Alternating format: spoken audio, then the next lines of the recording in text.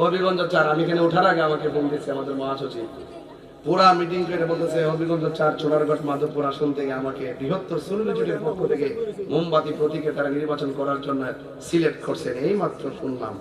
তো আমরা তো যাচ্ছি ওখানে যখন কথা বলবো, এখানে কথা বলতেছি না আলেম আলেমদের ব্যাপারে, ধর্ম নিয়ে গবেষণা করে আপনি ধর্মের অপব্যাখ্যা করলে আমি ভুল ধরি, আবার যখন আমি ওইখানে ঢুকে যাব তখন দেখবেন এগুলো নিয়ে কথা বলবো না।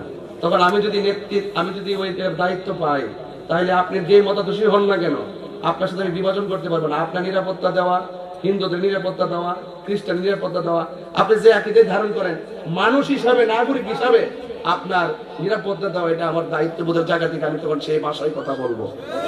কথা বলা ঠিক না বেঠিক? যেহেতু এই জায়গায় ধর্ম নিয়ে কথা বলি, ধর্মের ব্যাপারে আমি অনেক কথাই বলি। যখন রাজনীতিতে যাব তখন আমি রাজনীতির ভাষায় কথা বলবো। কথা বলেন ঠিক না বেঠিক? আলাইকা ইয়া রাহমাতাল লিল আলামিন আল্লাহুম্মা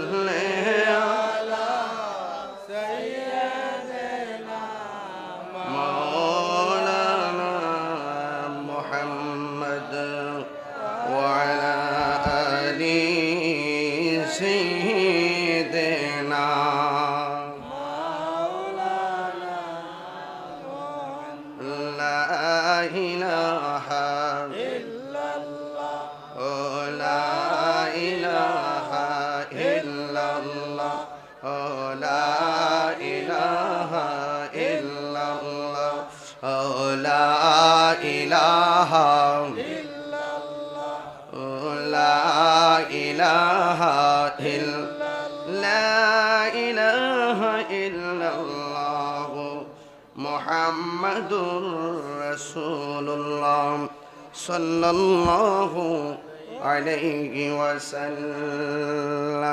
উপস্থিত পূর্ব কামাল্লা যুব সমাজের উদ্যোগে পাঞ্জাত আলী সাহেবের বাড়িতে জনাব ফরিদ মিয়ার বালুর মাঠ, প্রধান অতিথি 13তম ওয়াজুদ আর মাহফিল। আজকের মাহফিলের সম্মানিত প্রধান অতিথি কুমিল্লা 3 মুরাদনগরের 5 বারের সংসদ সদস্য, সাবেক ধর্ম প্রতিমন্ত্রী, বাংলাদেশ জাতীয়তাবাদী দল বিএনপি কেন্দ্রীয় কমিটির সম্মানিত ভাইস চেয়ারম্যান আলহাজ কাজী শাহ মুফাজ্জল হোসেন কাইকোবার সাহেব, প্রধান মেহমান জনাব চৌধুরী রাকিবুল হক শিপন সাহেব, সাবেক সফল সভাপতি বাংলাদেশ জাতীয়তাবাদী ছাত্রদল কুমিল্লা উত্তর জেলা, সভাপতি জনাব আলামিন সাহেব, সভাপতি জনাব কাউসার আলম সাহেব, প্রধান আকর্ষণ কামাল্লা দরবার শরীফের বর্তমান শাহজাদুল হোসেন, বিশিষ্ট ইসলামী চিন্তাবিদ শাইখুল হাদিস আল্লামা খন্দকার সাইফুর রহমান পীর সাহেব হুজুর মুতাজিল্লাহ আলী, ওয়া মুবাল্লিগিন উলামায়ে কিরাম, উলামায়ে আহলুস সুন্নাহ, সমর নিরূপণে সবার নাম উল্লেখ না করলেও সবার প্রতি শ্রদ্ধা নিবেদন করছি। যেই মহান রব্বুল আলামিন আমাদের সকলকে এই মাহফিলে এনেছেন, শুকরিয়া সকলে বলুন আলহামদুলিল্লাহ। লাখ কোটি দরুদ সালাম ওই নবীজির নূরানি কদম মোবারকে, যিনি হায়াতুন নবী, নূর নবী, গায়েবের খবর দেনওয়ালা হুজুরপুর নূর সাল্লাল্লাহু আলাইহি ওয়াসাল্লামের উম্মত হিসাবে আল্লাহ পাক কবুল করেছেন, সেই জন্য শুকরিয়া তান আবারও করি আলহামদুলিল্লাহ। আমার ভাইয়েরা, আমার পূর্বে উলামায়ে কেরাম খুব সুন্দর করে আলোচনা করেছেন। আমি আপনাদেরকে নিয়ে যতটুকু সময় আলোচনা করব আপনার আদবের সাথে, ধৈর্যের সাথে শুনবেন।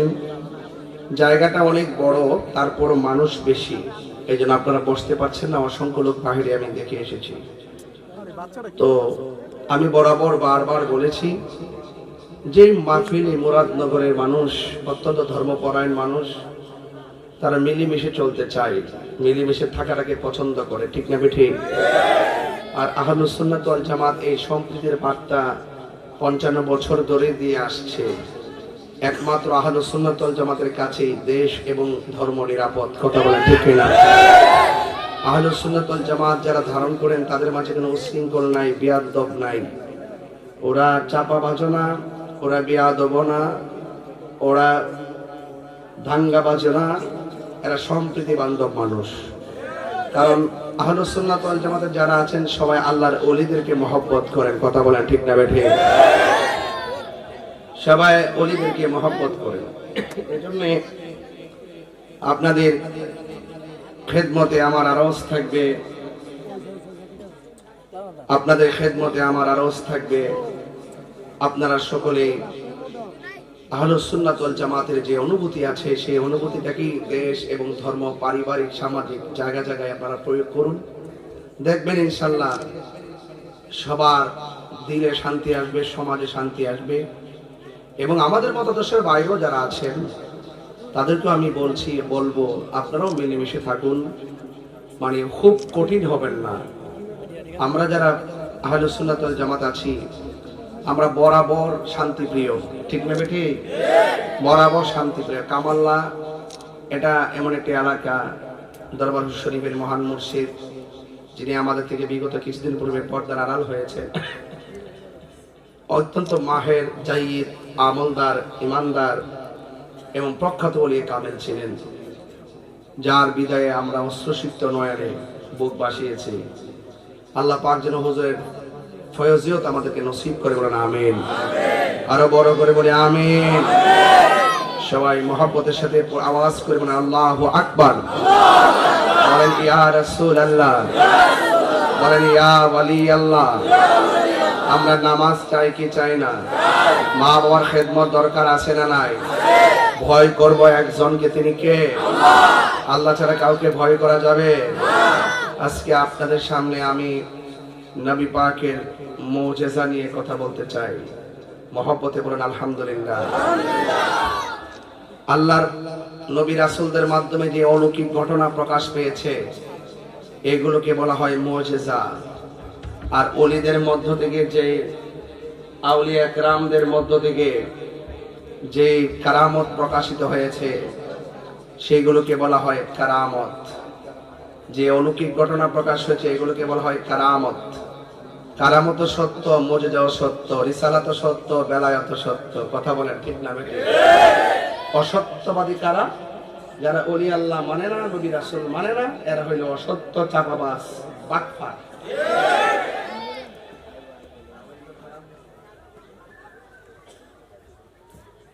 কইছে না জায়গা হইতো না, ভিতরে তো ঠেলাটা শুরু হয়েছে।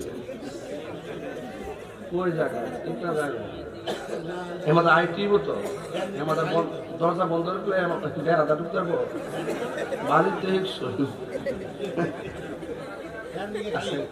আচ্ছা, আমার স্টেজের ডান দিক থেকে একটা রাস্তা আছে, আপনারা সবাই এদিক যায়। আল্লাহ আপনাকে আওয়াজ সুযোগ আপনারা মনে বইলে বলেন আর কি, দেখলেন আর কি, যা অসুবিধা নাই। মুরাদনগরের মাটি সুন্নিয়তের ঘাটি, এটা ভালোই লাগে আমার কাছে। কারণ এখন বর্তমানে সুন্নিরা কিন্তু প্রমাণ করতে সক্ষম হয়েছে যে আমরা যে একটা আদর্শ নিয়ে ধারণ করে চলছি এই আদর্শটা সঠিক। কথা বলেন ঠিক না বেটে? আমাদের মধ্যে কোনো উস্কানি যা বলি হক কথা বলি, হক কথা তো উস্কানি না। হারাম করে হারাম করে বলতে, চুরি করলেই তো চুর কয়। কথা কন ঠিক না বেটে? ডাকাতি করলে ডাকাতি কয়। তুমি ভালো হয়ে যাও মাসুদ, আমি তখন তোমাকে কিছু বলবো না। তোমার বক্তব্য যখন আমার ধর্মের সাথে সংঘর্ষ হবে তোমার কাছ থেকে আমি জাতিকে সতর্ক করব। কথা বলেন ঠিক না বেঠে? আমার কথা বুঝতে পারছেন? এই জন্য আপনি ভালো হয়ে যান, নাটক কম করেন, দেখবেন ইনশাল্লাহ আপনাদের মর্যাদা বেড়ে যাবে। আমরা তো কথা বলি, এই যে একটু আগেও তো এই যে দেখেন হবিগঞ্জ 4, আমি এখানে ওঠার আগে আমাকে ফোন দিচ্ছে আমাদের মহাসচিব, পুরা মিটিং করে বলতেছে হবিগঞ্জ 4 চুনারগড় মাধবপুর আসন থেকে আমাকে বৃহত্তর সুন্নি জোটের পক্ষ থেকে মোমবাতি প্রতীকে তারা নির্বাচন করার জন্য সিলেক্ট করছেন। এই মাত্র শুনলাম। তো আমরা তো যাচ্ছি ওখানে যখন কথা বলবো, এখানে কথা বলতেছি না আলেম আলেমদের ব্যাপারে, ধর্ম নিয়ে গবেষণা করে আপনি ধর্মের অপব্যাখ্যা করলে আমি ভুল ধরি। আবার যখন আমি ওইখানে ঢুকে যাব তখন দেখবেন এগুলো নিয়ে কথা বলবো না। তখন আমি যদি ওই দায়িত্ব পাই তাহলে আপনি যে মতাদর্শী হন না কেন আপনার সাথে আমি বিভাজন করতে পারবো না। আপনার নিরাপত্তা দেওয়া, হিন্দুদের নিরাপত্তা দেওয়া, খ্রিস্টান নিরাপত্তা দেওয়া, আপনি যে একই ধারণ করেন, মানুষ হিসাবে, নাগরিক হিসাবে আপনার নিরাপত্তা দেওয়া, এটা আমার দায়িত্ববোধের জায়গা থেকে আমি তখন সেই ভাষায় কথা বলবো। কথা বলা ঠিক না বেটি? যেহেতু এই জায়গায় ধর্ম নিয়ে কথা বলি, ধর্মের ব্যাপারে আমি অনেক কথাই বলি। যখন রাজনীতিতে যাব তখন আমি রাজনীতির ভাষায় কথা বলবো। কথা বলেন ঠিক না বেটি?